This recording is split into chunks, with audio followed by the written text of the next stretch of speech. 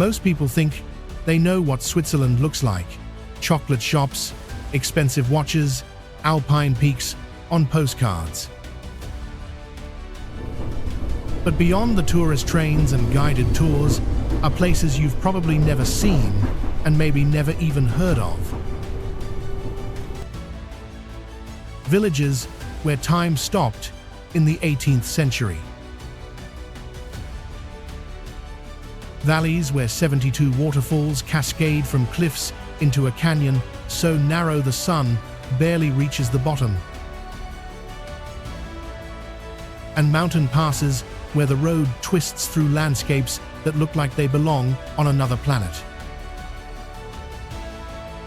This is the real Switzerland, the one beyond the tour groups, where locals still speak dialects even other Swiss can't understand, where cable cars climb to peaks so high you float above the clouds, and where ancient glaciers carve through mountains, creating rivers of ice that glow blue in the sunlight. From car-free villages perched on cliffsides to turquoise lakes hidden in alpine cirques, from medieval towns to futuristic mountain railways, we're about to discover the Switzerland that guidebooks mention, but tourists rarely find. Have you ever wondered what Switzerland looks like without the crowds? If you're ready to explore beyond Zurich's shopping streets and Geneva's lake promenades, hit that subscribe button and join Hidden Travel Gems as we journey through a country where every valley hides a secret and every mountain peak offers a revelation.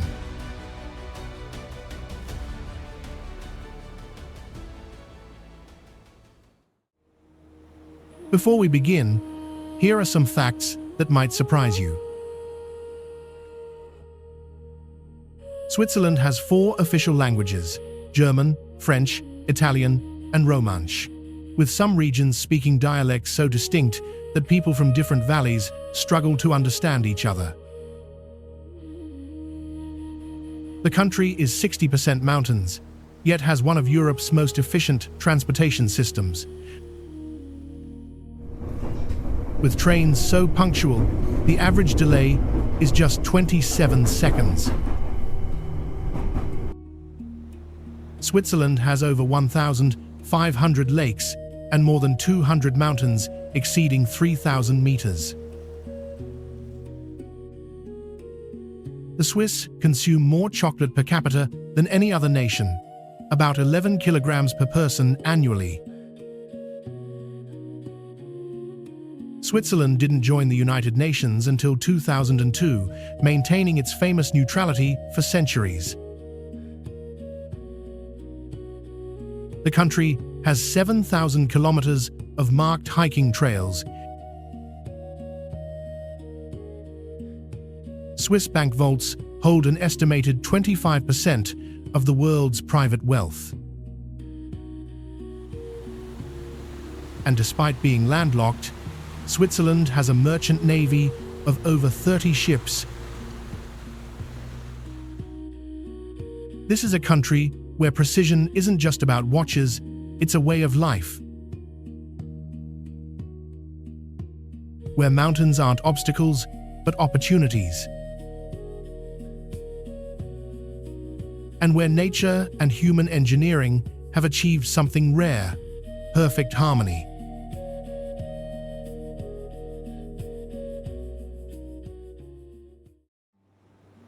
It sits between 2 lakes, and that's literally what its name means.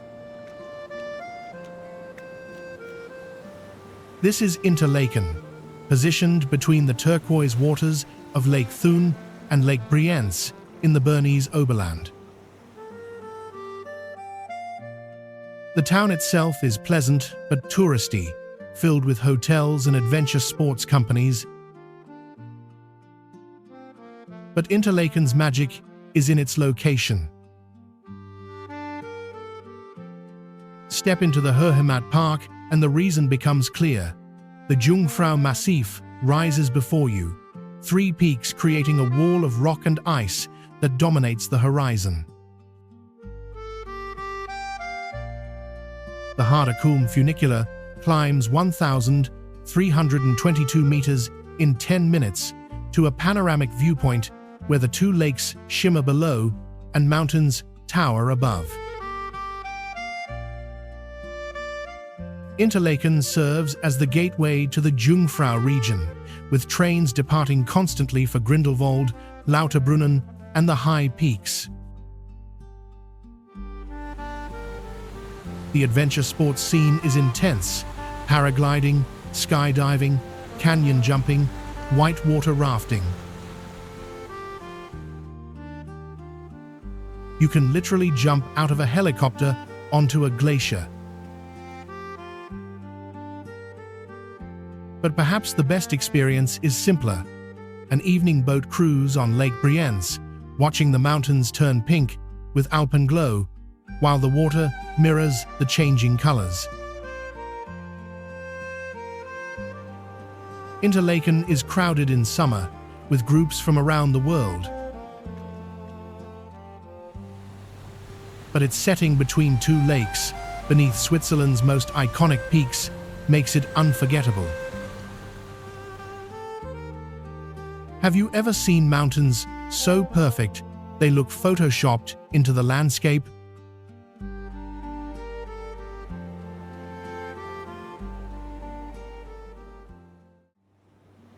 It's the Switzerland of postcards come to life.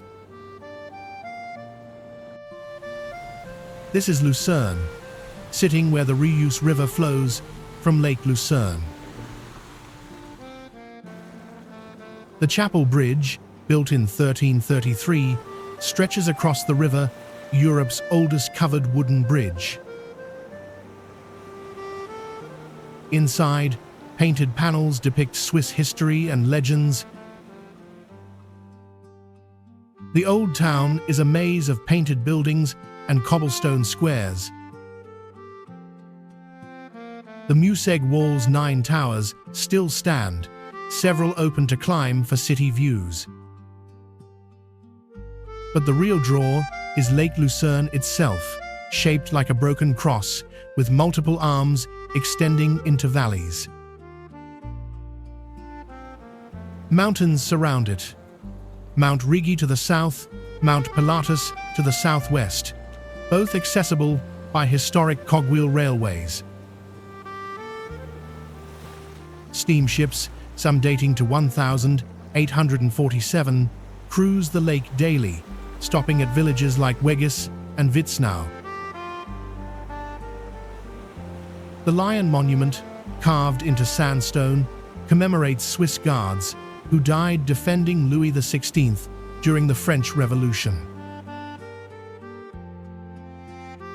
Mark Twain called it the most mournful and moving piece of stone in the world. The Glacier Garden preserves glacial potholes carved 20,000 years ago when ice covered Lucerne. Lucerne is touristy, attracting millions annually. But the combination of medieval architecture, the pristine lake, surrounding mountains, and deep history creates something undeniably special. This is Switzerland, as travelers imagine it. Would you sail a 150-year-old steamship across a glacial lake?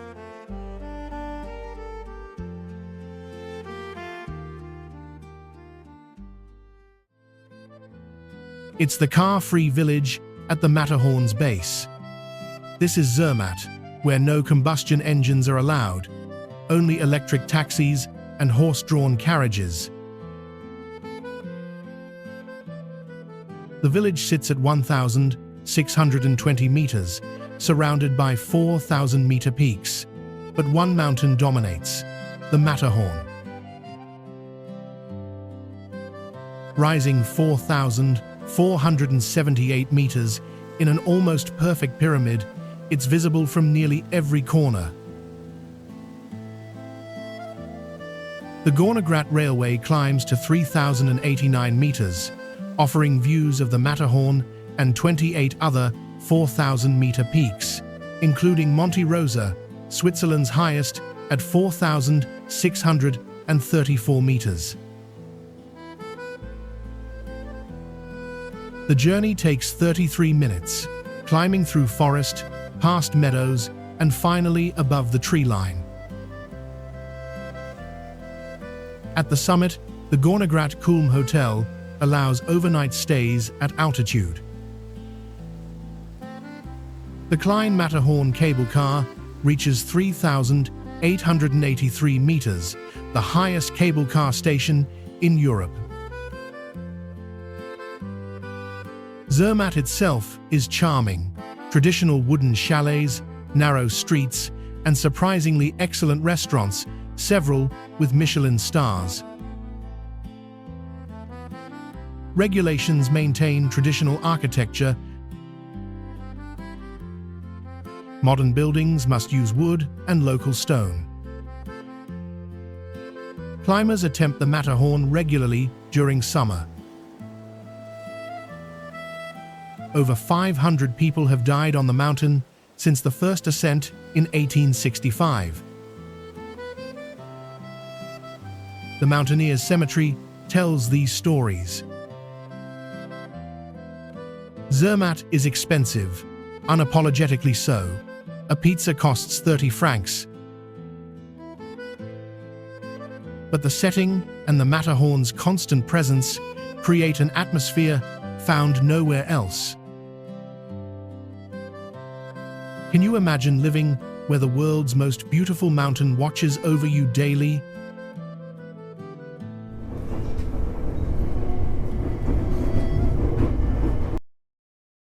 It's Switzerland's largest city, but it doesn't feel overwhelming. This is Zurich, a city of 400,000, where medieval Old Town meets modern banking district. Bahnhofstrasse, one of the world's most expensive shopping streets, runs from the train station to the lake. The Old Town spreads across both sides of the Limmat River, narrow streets climbing hillsides. Grossmünster, with its twin towers, is Zurich's symbol, founded according to legend by Charlemagne. The Fraumünster Church features stained glass windows designed by Marc Chagall, their colors transforming the interior into glowing art. But perhaps Zurich's best feature is its relationship with the lake and river. Lake Zurich stretches 40 kilometers, shores lined with promenades and swimming areas. In summer, locals swim in the lake during lunch breaks. The Limmat River flows through the city center, and public baths called Flussbäder allow swimming in the river itself. You change in wooden structures over the water, then swim in the current. It's refreshing, slightly dangerous, and very Swiss. The Uetliberg mountain offers hiking trails and panoramic views, accessible by train in 20 minutes. Zurich is expensive, regularly ranking as one of the world's most costly cities. But the quality of life is extraordinary: clean, safe, efficient, and beautiful. Would you swim in a river during your lunch break in a financial capital?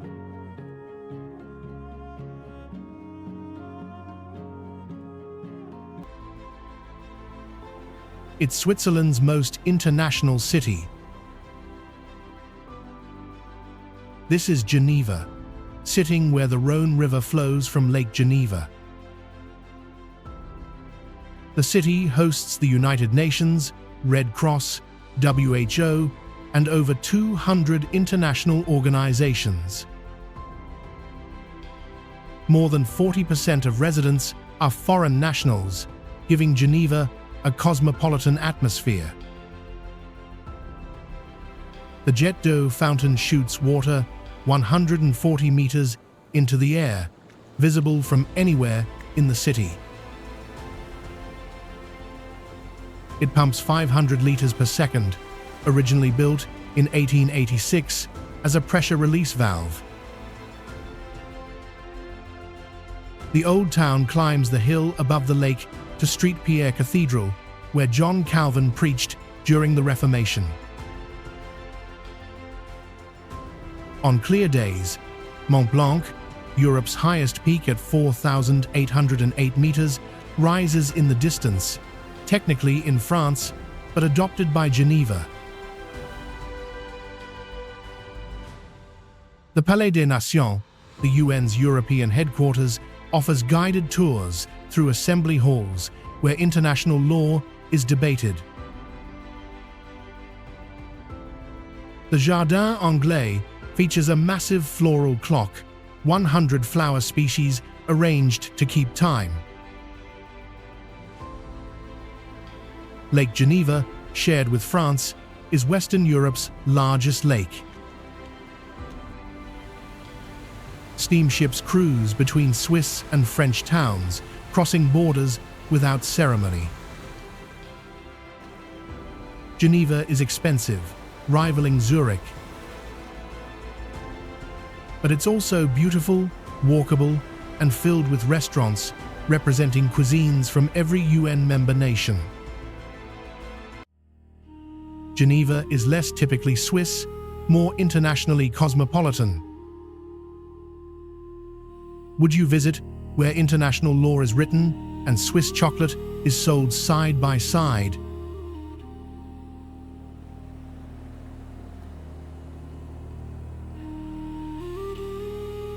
It's Switzerland's Mediterranean soul.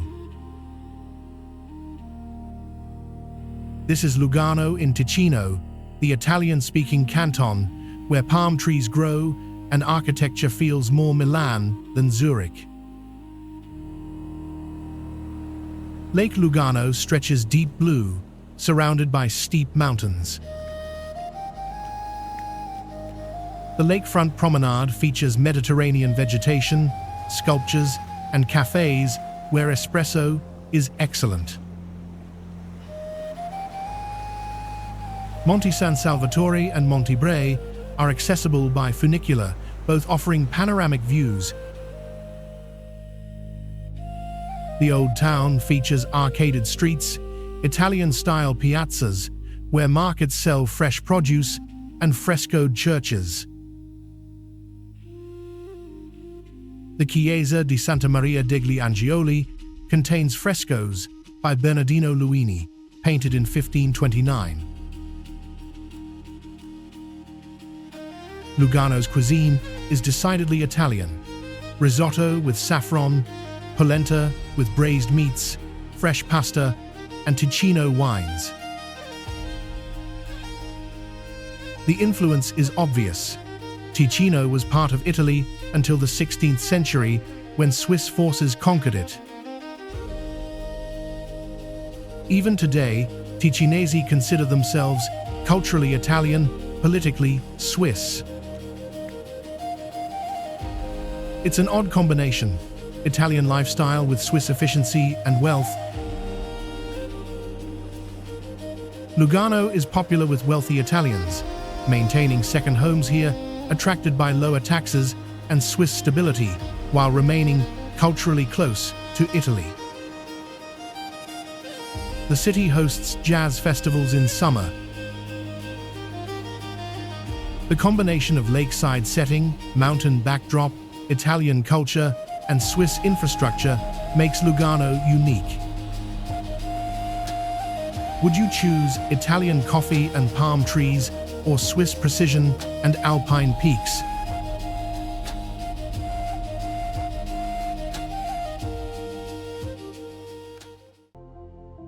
It's Switzerland's capital, but it doesn't act like one. This is Bern, a medieval city built on a peninsula formed by a dramatic loop in the Aare River. The Old Town is a UNESCO World Heritage Site, largely unchanged since the Middle Ages. The Zitlog clock tower, built in the 13th century, features elaborate mechanical figures performing at 4 minutes before every hour. The clock's mechanism dates to 1530, still functioning 500 years later. The Bundeshaus Parliament building is surprisingly accessible with free tours. The Aare River is Bern's playground. In summer, locals swim in it, entering at one point and floating downstream to another. The current is strong but manageable, the water cold but refreshing. The Rose Garden sits on a hill overlooking the Old Town, offering the classic view: red-tiled roofs, the river looping around, and the Alps beyond. The Bear Park acknowledges Bern's symbol. According to legend, the city's founder named it after the first animal he killed while hunting, a bear. Bern is surprisingly quiet for a capital. The population is only 140,000. You can walk across the Old Town in 20 minutes. Yet this small, quiet city is where Switzerland is governed. Bern proves that capitals don't need to be massive to be significant. Would you swim in the river flowing through your nation's capital?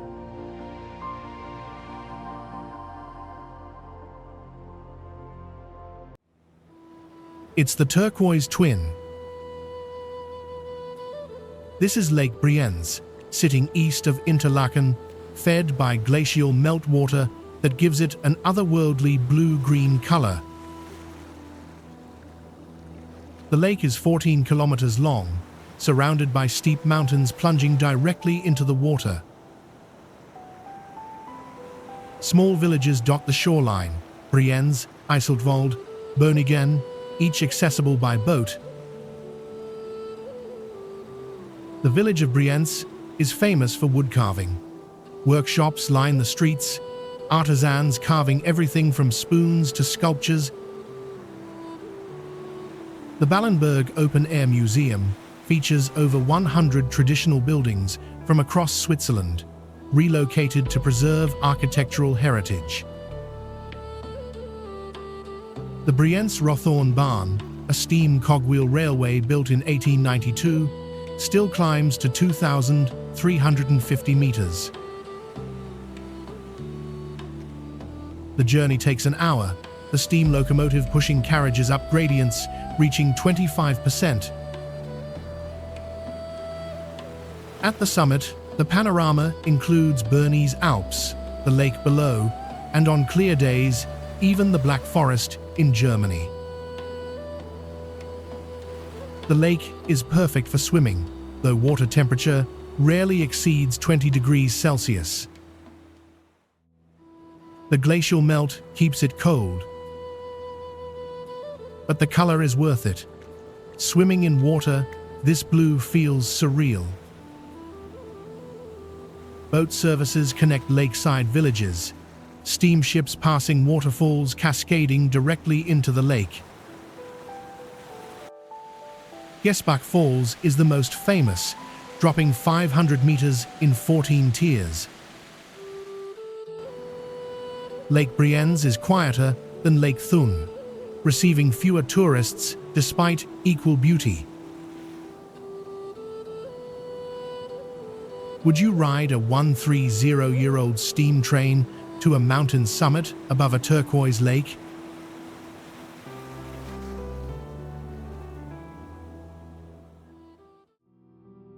It's Switzerland frozen in time.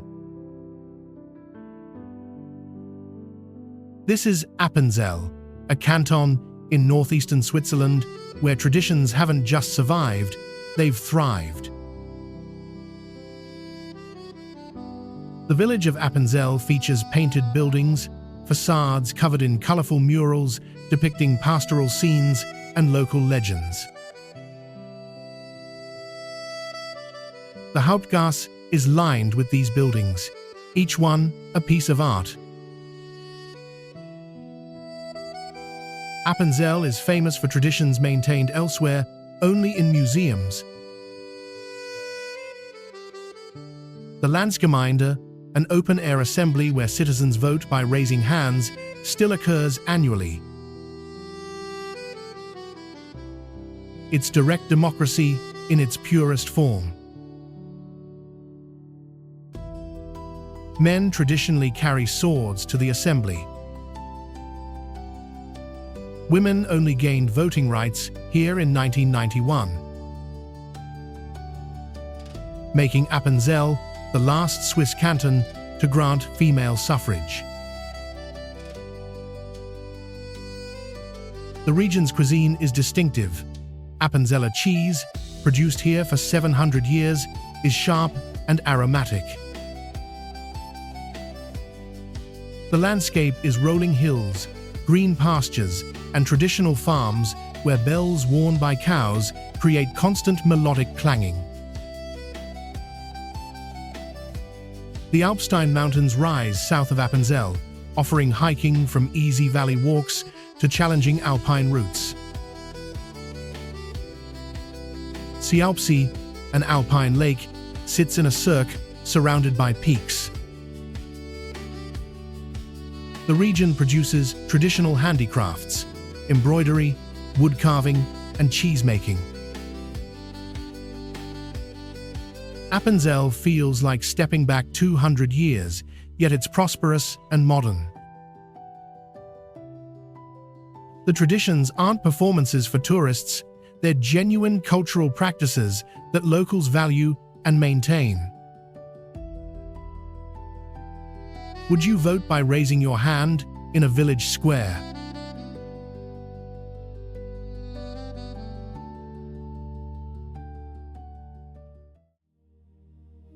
It's the car-free village perched on a cliff.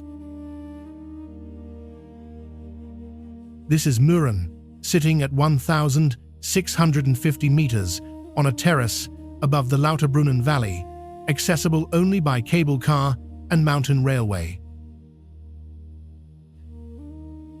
No roads reach Mürren. You park in the valley, take a cable car to Grutschalp, then a mountain railway to Mürren. The journey is spectacular. Mürren itself is tiny, just 450 permanent residents, with traditional wooden chalets and stunning views across the valley to the Jungfrau Massif.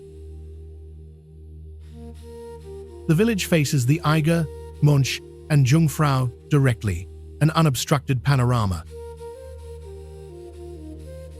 The Schilthorn mountain rises behind Mürren, accessible by cable car. At 2,970 meters, the summit features the Piz Gloria revolving restaurant, famous for appearing in On Her Majesty's Secret Service. The restaurant rotates once per hour, offering 360-degree views while you eat. Mürren is a hiking paradise in summer. The North Face Trail follows the base of the Eiger North Face, offering close-up views of the infamous wall. In winter, Mürren transforms into a ski resort, smaller and more traditional than Street Moritz. The Inferno race, held annually since 1928, is the world's largest amateur ski race. Over 1,800 skiers participate. Mürren's car-free status creates profound quiet. No engine noise, just wind, cowbells, and occasional cable cars. Would you live somewhere reachable only by cable car?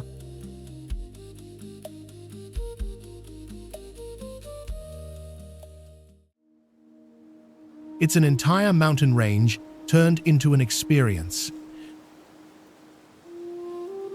This is the Jungfrau region, encompassing the Eiger, Mönch, and Jungfrau peaks. The region was recognized as a UNESCO World Heritage Site in 2001. The Jungfrau-Joch Railway, completed in 1912, remains an engineering marvel. The train climbs to 3,454 meters, Europe's highest railway station, burrowing through the Eiger and Mönch via a 7-kilometer tunnel carved through solid rock. Workers spent 16 years drilling the tunnel, conditions killing 30 men. At the top of Europe Station, temperature can be negative 20 degrees Celsius, even in summer. But the views justify the cold. The Aletsch Glacier stretches 23 kilometers below. Peaks extend endlessly. On clear days, you can see French and Italian Alps. The ice palace carved into the glacier beneath the station features ice sculptures glowing blue.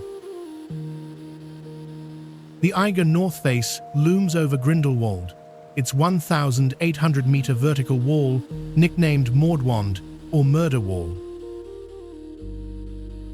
The first successful ascent in 1938 took 4 days.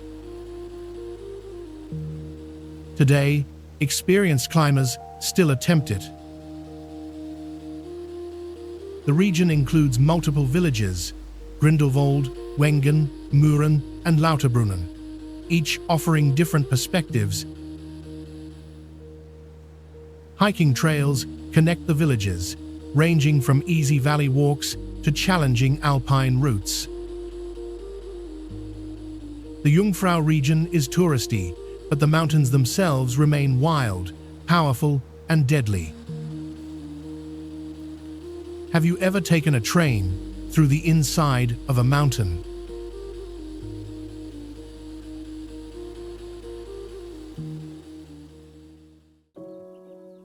Before we continue exploring Switzerland's hidden treasures, if you're discovering places beyond the usual tourist routes, make sure you're subscribed to Hidden Travel Gems. We're revealing the world's most extraordinary destinations that others overlook, showing you the real experiences beyond crowded viewpoints and tour bus stops. Hit that subscribe button and turn on notifications so you never miss an adventure into the undiscovered. Drop a comment telling us which Swiss location has surprised you most so far. Now, let's continue discovering the Switzerland that most travelers never find.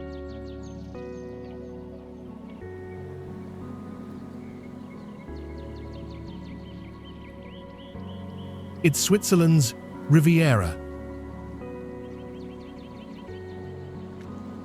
This is Montreux, sitting on Lake Geneva's northeastern shore, where the microclimate allows Mediterranean vegetation to thrive. Palm trees line the lakeside promenade, vineyards cascade down hillsides in terraces, and the lake reflects the French Alps. The Montreux Jazz Festival, held every July since 1967, has attracted legends from Miles Davis to Prince. Statues of musicians line the promenade. Freddie Mercury stands overlooking the lake, commemorating Queen's connection to Montreux, where they recorded several albums. The Château de Chillon sits just outside Montreux on a rocky island. It's Switzerland's most visited historical building, a medieval castle dating to the 12th century. Lord Byron visited in 1816, writing The Prisoner of Chillon. Byron carved his name into a dungeon pillar, where it remains. The Rochers de Naye mountain rises behind Montreux, accessible by cogwheel railway. At 2,042 meters, the summit offers views of Lake Geneva, the French Alps, and Mont Blanc. The mountain is home to marmots. Montreux's promenade stretches along the lake, lined with Belle Epoque hotels and gardens. In spring, millions of daffodils bloom in surrounding meadows. The town is elegant, refined, expensive, catering to tourists who want luxury and culture. The atmosphere is more relaxed than Zurich's intensity. Montreux is where Swiss efficiency meets lakeside leisure. Would you walk where Freddie Mercury once strolled?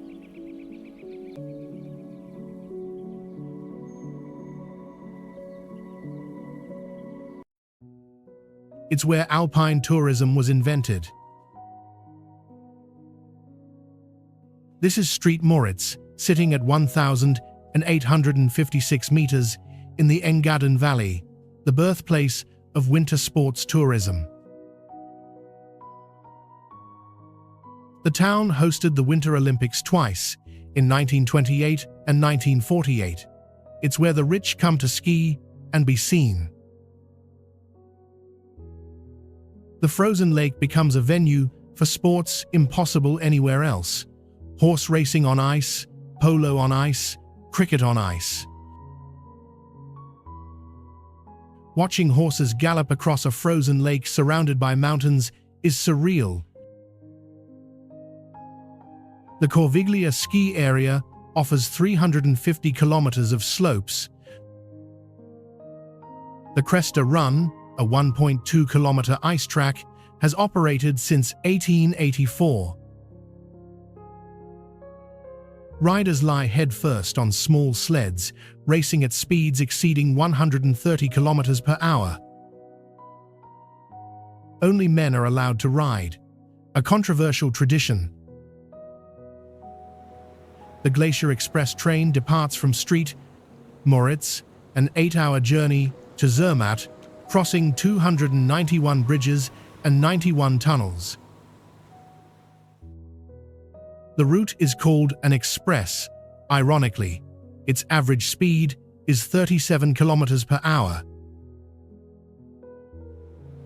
Moritz's setting is spectacular, surrounded by peaks, lakes in the valley, and air so clear UV radiation is 20% higher than at sea level.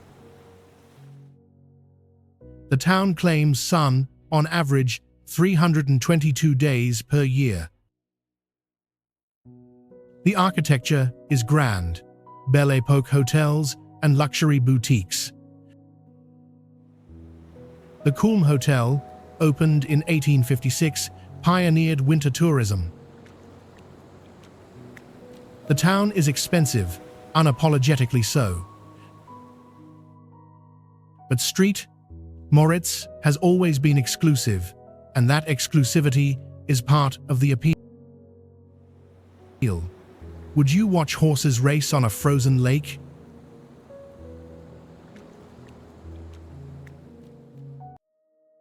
It's Switzerland's art capital. This is Basel, where Switzerland, France, and Germany meet, the Rhine River flowing through the center. Basel has more museums per capita than any other city worldwide, over 40 institutions. The Kunstmuseum Basel, established in 1661, is the world's oldest public art collection. The Fondation Bayerler, designed by Renzo Piano, features modern masterpieces in naturally lit galleries. Basel's Old Town features medieval architecture, narrow streets climbing to Münsterplatz, where the cathedral rises in red sandstone. The Rhine divides Basel into Gross Basel and Klein Basel. 4 ferries cross the river, powered not by motors but by the current itself. It's elegant engineering that has worked for centuries. Fastnacht, Basel's carnival, transforms the city every February. It begins precisely at 4 a.m. on the Monday after Ash Wednesday with the Morgenstrike. All city lights are extinguished, and thousands parade through dark streets, playing piccolos and drums while wearing elaborate masks. The event continues for 3 days. Fasnacht is Basel's soul, a tradition predating the Reformation. Basel is also a pharmaceutical hub. Novartis and Roche both headquarter here. The combination of medieval architecture and modern biotech creates an odd juxtaposition. Basel is less obviously beautiful than Lucerne, but it's culturally richer and more intellectually stimulating. Would you ride a ferry powered only by river current?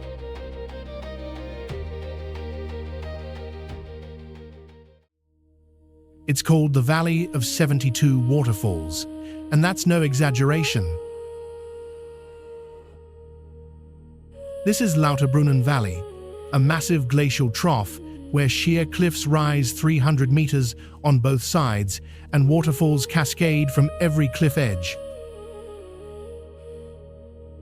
The valley is only 1 kilometer wide, but stretches 8 kilometers into the mountains. Staubbach Falls drops 297 meters in a single plunge, so tall that wind blows the water into mist before reaching the ground. Goethe was inspired by it. The village sits on the narrow valley floor, the wooden chalets dwarfed by cliffs that block the sun for much of the day. The valley inspired Tolkien's Rivendell. Filmmakers scouted it for Black Panther. Standing in the valley, surrounded by falling water and vertical stone, you understand why. The valley feels mythical. Trimmelbach Falls, hidden inside the mountain, are the valley's secret. 10 cascading waterfalls inside the rock carry meltwater from the Eiger, Munch, and Jungfrau glaciers. You enter through a tunnel, then take an elevator up.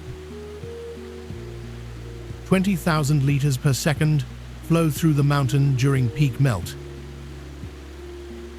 The rock trembles. The sound deafens. Above Lauterbrunnen, cable cars access Muren and Wengen. Both villages perch on cliffs, offering views back down to the waterfalls. Lauterbrunnen is touristy, trains arriving constantly. But the valley absorbs crowds. Walk 15 minutes from the station and you're alone with waterfalls and mountains. Would you sleep in a valley where waterfalls fall from cliffs higher than most buildings?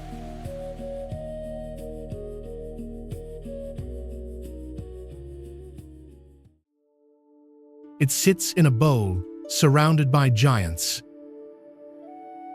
This is Grindelwald at 1,034 meters, where the Eiger north face looms overhead, its sheer wall rising 1,800 meters. The Eiger's north face is infamous, called the Mordwand or Murder Wall, after claiming over 60 climbers' lives. The first successful ascent in 1938 took 4 days. From Grindelwald, you can watch through telescopes as tiny figures move slowly up the wall. The first area, accessed by gondola, offers adventure activities. The first cliff walk is a platform jutting from the mountainside, 2,168 meters up, featuring glass floors. The first flyer zip line sends riders flying down the mountain at 84 kilometers per hour. The trotty bike, oversized scooters, descend mountain trails at speeds that feel reckless until you realize Swiss engineering designed them. The Blausee, a mountain lake accessible by easy hike from First, is among Switzerland's most photographed locations. On calm mornings, the lake reflects surrounding peaks perfectly. The hike takes 45 minutes through alpine meadows filled with wildflowers. Grindelwald itself is charming. Traditional chalets, modern hotels, and diverse restaurants. The village is firmly on the tourist circuit, crowded in summer and winter, but the setting is undeniable. The Eiger dominates everything, its presence both threatening and magnificent. Grindelwald understands that mountains aren't just beautiful postcards, they're powerful, dangerous, and deadly. Would you walk on a glass floor, cantilevered over a cliff?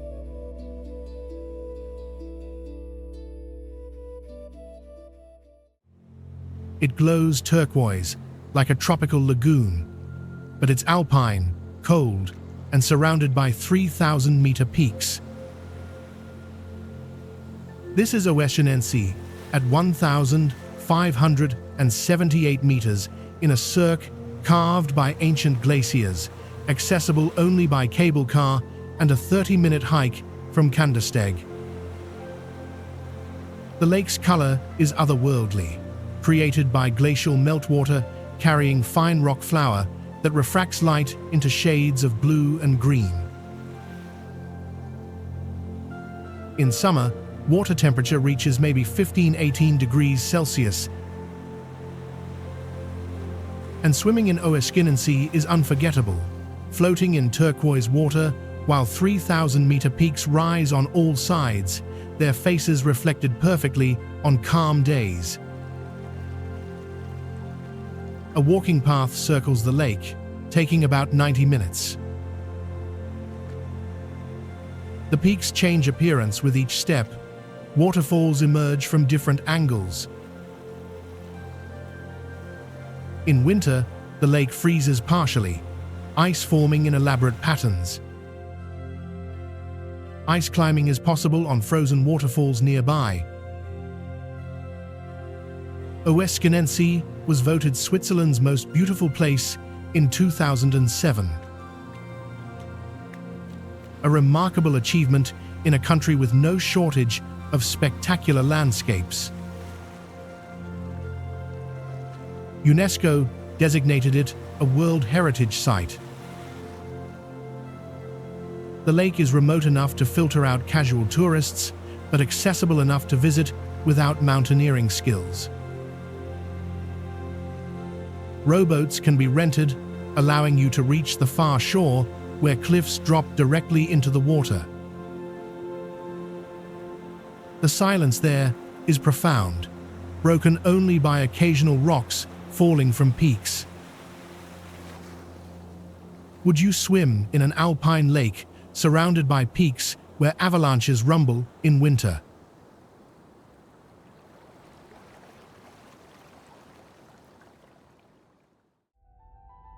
It's Switzerland's Italian soul. This is Ticino, the canton south of the Alps, where Italian is spoken. Architecture follows Mediterranean patterns, and palm trees thrive. The Alps form a barrier, creating a warmer, wetter microclimate. Bellinzona's capital features 3 castles, all UNESCO World Heritage Sites, built between the 13th and 15th centuries.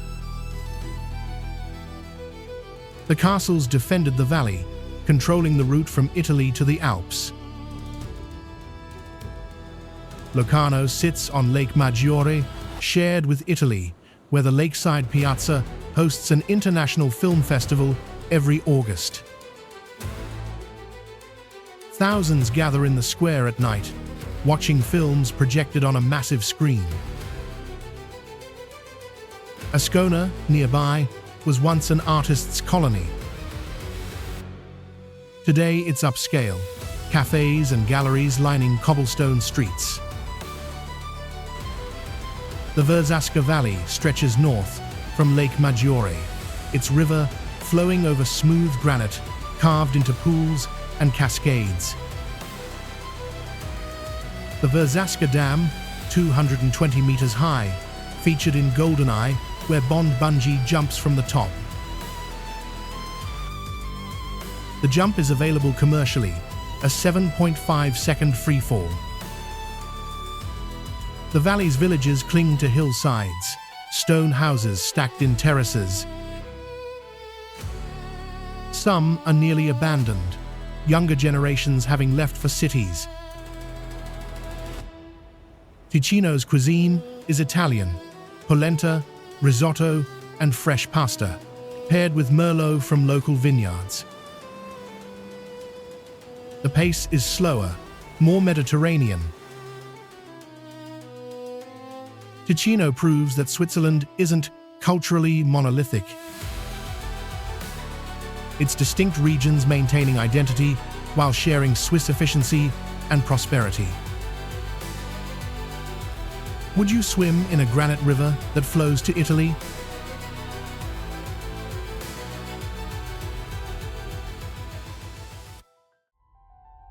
It's a road through the high Alps.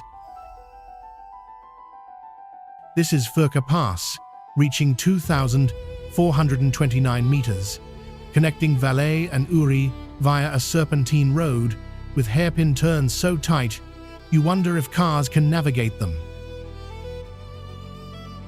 The pass is only open in summer, snow blocking it the rest of the year. The road climbs relentlessly, switchbacks stacked upon each other. But the views justify the difficulty. The Rhone Glacier descends toward the road, its blue ice visible against dark rock.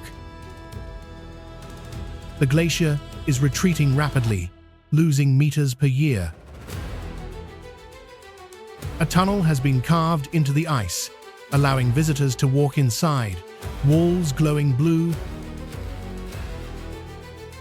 The Hotel Belvedere, now abandoned, sits near the glacier, built in the 1882, when tourists came specifically to see the ice. The hotel closed in 2016. It stands empty now. The Furka Pass gained fame, appearing in Goldfinger, James Bond's Aston Martin, pursuing Goldfinger's Rolls-Royce along the Serpentine Road. Today, classic car tours follow the route. The Furka Steam Railway operates in summer, a heritage railway climbing to 2,160 meters, using steam locomotives built in the 1910 seconds. The line was closed in 1981 when a base tunnel replaced it, but enthusiasts restored it. The pass is remote, desolate, beautiful in its harshness. Vegetation is sparse, just rocks, ice, and sky. That darkness creates a landscape of pure geology. Would you drive a road with hairpin turns at 2,400 meters?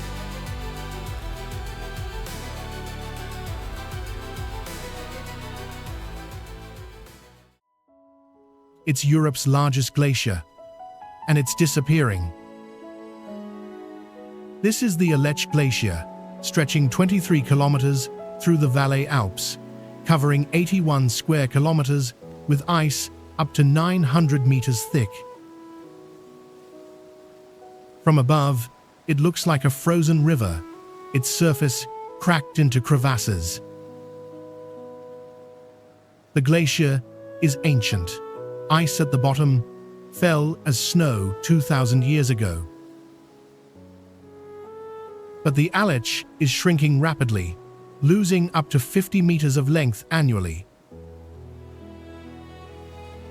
Scientists predict the glacier could lose 90% of its volume by 2100. What you see today will largely be gone within your lifetime. The Aletsch Arena offers multiple viewpoints. Oeschinen, at 2,869 meters, provides sweeping views of the entire glacier. The Aletsch Panorama Trail follows the glacier's edge for 6 hours. Walking beside it, you hear the glacier, creaks and groans, the sound of ice moving, adjusting. Occasionally, a crack echoes as a crevasse opens. The Great Aletsch Glacier was designated a UNESCO World Heritage Site in 2001. But recognition doesn't stop the melting. The glacier is a climate change indicator, its retreat measured precisely. Visiting the Aletsch is both beautiful and sobering. You witness natural grandeur while understanding it's temporary. The ice that took millennia to form is disappearing in decades.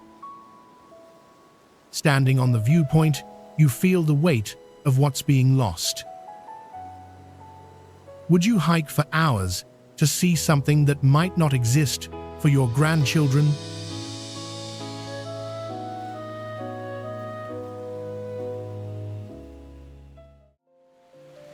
They're not tall, but they're powerful. This is the Rhine Falls near Schaffhausen, where the Rhine River drops 23 meters in a 150-meter wide curtain, releasing an average of 600,000 liters per second, reaching 1.25 million liters during peak flow. The volume creates power you feel through the ground. The roar is constant, overwhelming. Viewing platforms on both sides bring you close enough to get soaked by spray. The south side offers multiple levels. The Schloss Laufen viewing platform juts over the falls, literally hanging above the churning water. The north side features Schloss Wirth, with viewing areas and boat docks. Boats operate when water levels permit, taking passengers to the rock in the middle. Stairs climb to a platform surrounded by falling water, spray soaking everything. The power up close is visceral, intimidating. The Rhine Falls formed 14,000 to 17,000 years ago, during the last ice age, when the Rhine changed course. The falls have attracted visitors for centuries. Goethe came in 1775, describing them as the greatest, wildest sight. Turner painted them multiple times. Today, the falls draw 500,000 visitors annually. They're less remote than mountain peaks, accessible by car and public transport. But the power is authentic, nature's force channeled through a narrow gorge. Have you ever stood close enough to a waterfall to feel the ground shake?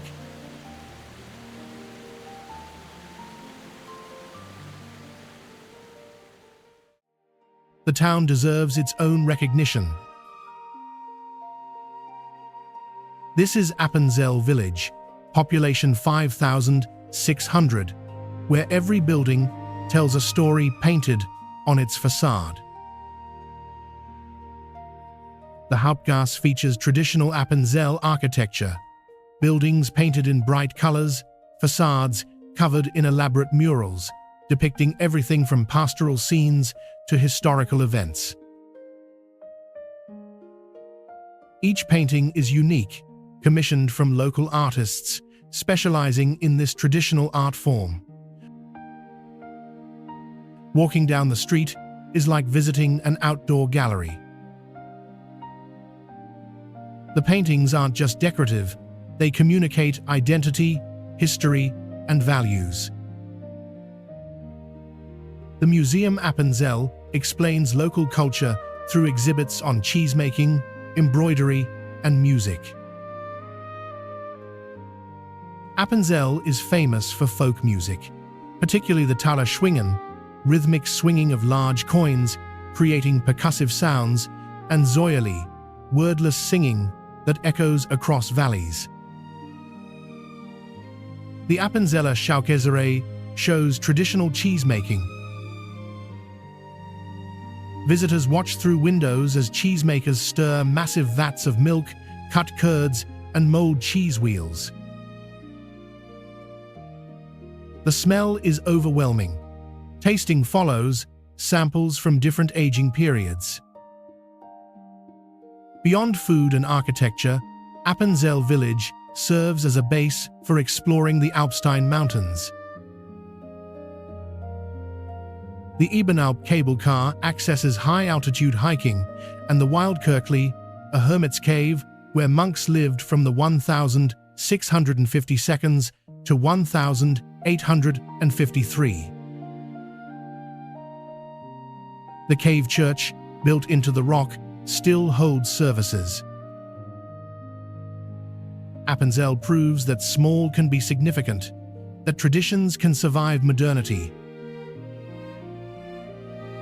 Would you live in a town where buildings are painted with stories?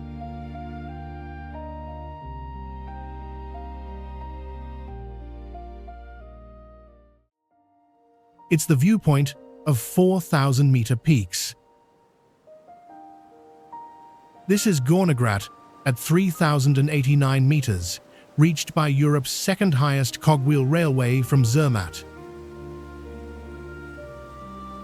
The train, opened in 1898, climbs 1,469 meters via 4.8 kilometers of track, with gradients reaching 20%.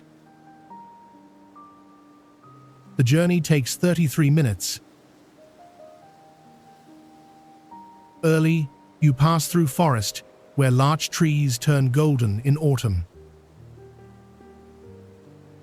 Then you enter alpine meadows, where marmots whistle warnings. Finally, you climb above vegetation into a realm of rock, ice, and snow. The railway stops at Gornergrat summit, where the observation platform provides 360-degree views of 29 peaks exceeding 4,000 meters. The Matterhorn rises to the west, its pyramid perfect from this angle. Monte Rosa, Switzerland's highest at 4,634 meters, dominates the south. All the named peaks that mountaineers dream of climbing surround you. The Gorner Glacier flows below. Gornergrat features the Kulm Hotel, allowing overnight stays at altitude. Sunrise from Gornergrat is spectacular. The peaks turn pink, golden, then white, the famous alpenglow lasting minutes. Winter transforms Gornergrat into a ski area. The air at this altitude is thin, each breath containing less oxygen. Some visitors experience altitude sickness. The thin air makes every movement harder, but the views compensate. Standing at Gornergrat, surrounded by peaks that define alpine mountaineering, you understand why climbers obsess over these mountains. Would you sleep at 3,000 meters to wake surrounded by 4,000-meter peaks?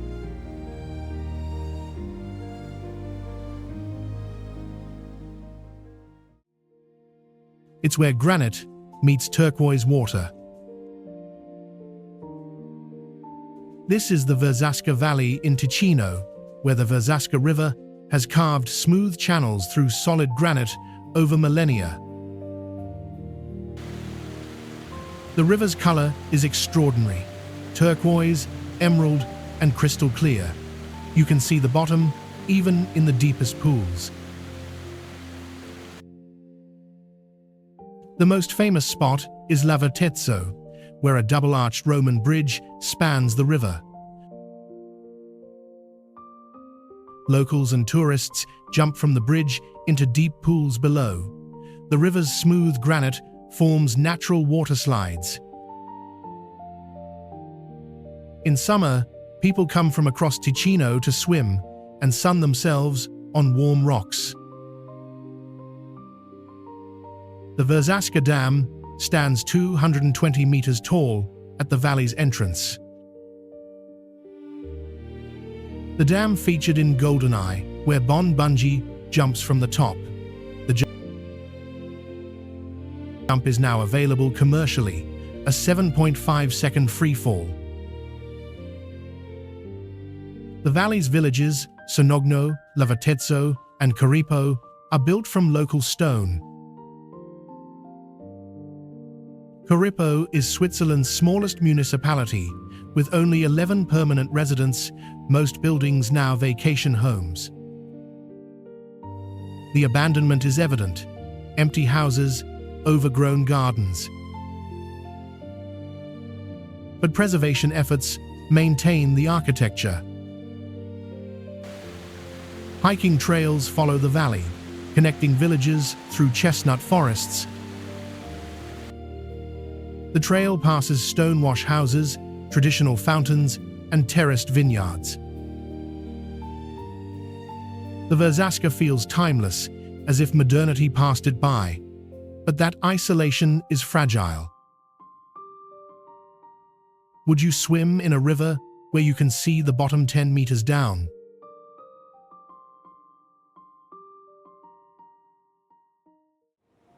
It's the town by the Rhine Falls.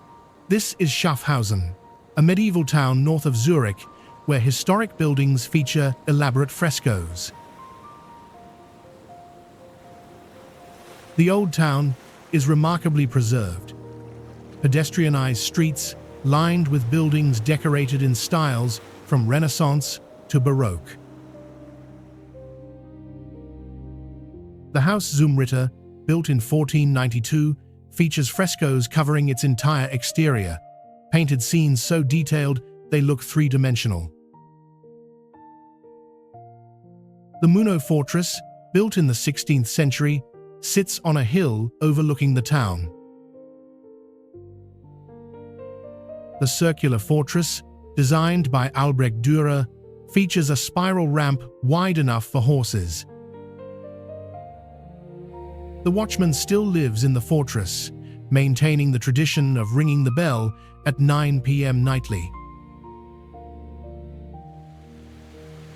The Rhine Falls are Schaffhausen's primary draw, just a short distance from the old town.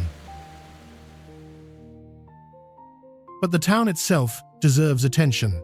The Allerheiligen Abbey, founded in 1049, features Romanesque architecture and a cloister with herb gardens.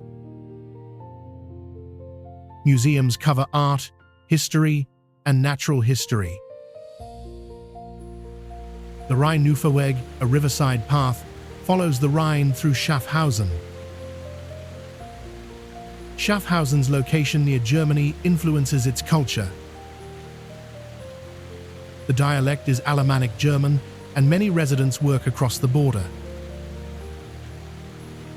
The town almost joined Germany during the Reformation, but remained Swiss. Schaffhausen is quieter than Zurich or Basel, smaller, less international, but that makes it charming. Would you live where a watchman still rings the curfew bell?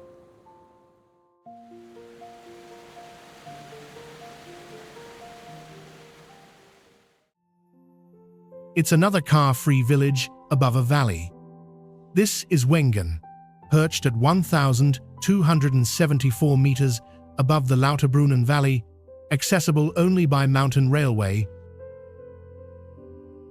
The railway is the village's lifeline.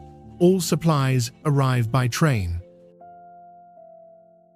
The result is profound quiet. No traffic noise, just trains every 30 minutes. Wengen's main street follows the railway tracks, traditional chalets mixed with hotels from different eras. The village has been a tourist destination since the 19th century, when English visitors came to hike and ski. The Lauterbrunnen downhill race, held annually since 1930, is the longest and most dangerous on the World Cup circuit. The course descends 1,028 meters over 4.5 kilometers, reaching speeds of 160 kilometers per hour. The Hundshof jump launches skiers 40 meters through the air. Crashes are common, some catastrophic. Wengen hosts the race weekend, the village filling with fans lining the course. In summer, Wengen is a hiking paradise. Trails lead to Kleine Scheidegg, the saddle beneath the Eiger North Face, where you can watch climbers through telescopes. The Männlichen cable car connects Wengen to Männlichen's summit, where a panoramic trail offers one of Switzerland's best easy hikes. Wengen is less famous than Zermatt or Grindelwald, smaller, quieter, but equally beautiful. The village maintains traditions while accommodating tourism. Would you vacation where the only way in is by train?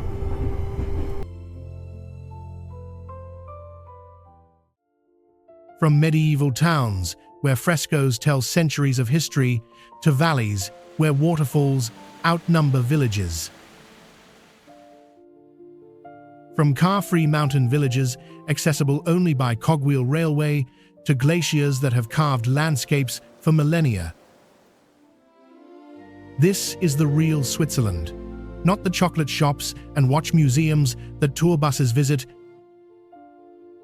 but the Switzerland where locals still speak dialects unchanged for generations, where villages maintain traditions not for tourists but for themselves, where mountains remain dangerous despite all the infrastructure. Switzerland isn't just beautiful, it's meticulously maintained beauty, where hiking trails are marked to Swiss precision, where trains run so punctually you can set your watch by their arrival, where nature and human engineering have achieved a balance found nowhere else.